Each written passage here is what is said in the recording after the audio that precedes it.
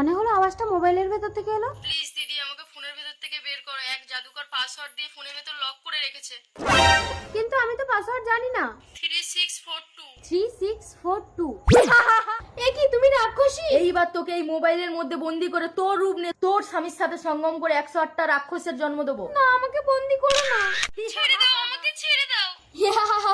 এইবার আমি তোর রূপ নিয়েছি, মানুষের বংশ ধ্বংস হবে, সারা পৃথিবী রাক্ষসের রাজ্য হবে। কাব্য কাব্য ওই তো তোর স্বামী আসছে। কি ব্যাপার কাব্য, এখানে দাঁড়িয়ে আছো, বাড়ি যাবে না? আমি রাক্ষসের সঙ্গম গণ্ডিতে আটকে গেছি স্তব। তুমি এখানে আমার সাথে সঙ্গম না করলে আমি মুক্তি পাবো না। এই ফাঁকা রাস্তায় সেটা কি করে সম্ভব কাব্য? তুমি গণ্ডির ভেতরে ঢুকে আমাকে স্পর্শ করলে কেউ আমাদের দেখতে পারবে না স্তব। তাই কই দেখি। ও রাক্ষসী, ওকে স্পর্শ করো না স্তব। মেরা নাম চাদু, আমি দেখাই জাদু, রাক্ষসী মোবাইলে কাবু। প্লিজ আমাকে মোবাইল থেকে মুক্তি দিন। এই তুমি কি সেই রাক্ষসী কোথায়? 3642 আমাকে মোবাইলের মধ্যে বন্দি করে ওই শয়তান রাক্ষস আমার স্বামীকে নিয়ে সঙ্গম করছে। এ কি, এ তো মহাসংকট। হিড়ি হিড়ি বামচিকি বাম বাম ছু। আমার কাজ হয়ে গেছে জাদুকর, আমার পেটে রাক্ষসের ডিম আছে। কাব্য তুমি এখানে, তাহলে ওটা কি? রাক্ষসী। ওকে মোবাইলে বন্দি করুন। ওকে মোবাইলে ঢোকানো যাবে না, ওর পেটে 108টা রাক্ষসের ডিম আছে।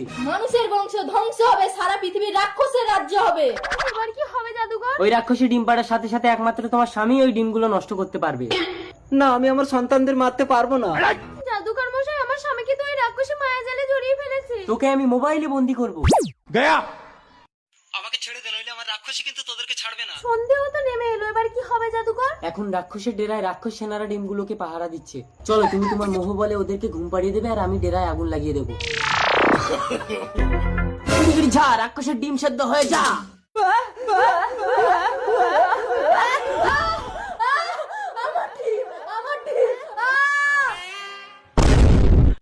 জাদুকর মশাই, এবার আমার স্বামীকে মুক্ত করে দিন। 3642